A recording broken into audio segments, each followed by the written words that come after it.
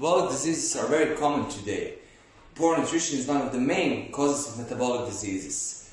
Today, various aspects of nutrition are studied in the scope of nutrigenetic and nutrigenomic, but the most important goal will be an individualized approach to nutrition. Metabolic genes are fundamental to this branch of research. As diet changed through habits and history, so did the pattern of common diseases. Along with humans, dogs have changed their diet from their ancestors through the process of domestication. The change in dogs' diet was mostly reflected in increased consumption of starch foods. Through research as part of my doctoral dissertation, I tried to explore to what extent dogs in the Balkans have adapted to a starch-rich diet. Previous research has shown that the development of agriculture in certain areas favor dogs with better adaptation to starch digestion. And breeds that inhabited the areas where agriculture was developed earlier had a higher number of copy number variation of AMY2B genes.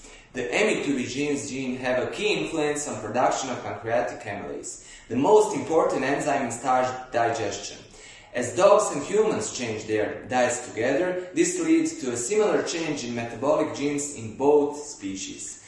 Collecting blood samples of wolves, bears and foxes will be included in this study to compare and monitor the pattern of increasing or decreasing copies of AMY2B genes in animals originating from the same geographic area but having dietary differences. To monitor whether the AMY2B genes number affects the functional increase in blood amylase activity, we will investigate and test serum amylase as well as glucose activity in parallel. Protocols for sedation of wild animals will be established by a predefined plan while respecting the welfare of all animals involved.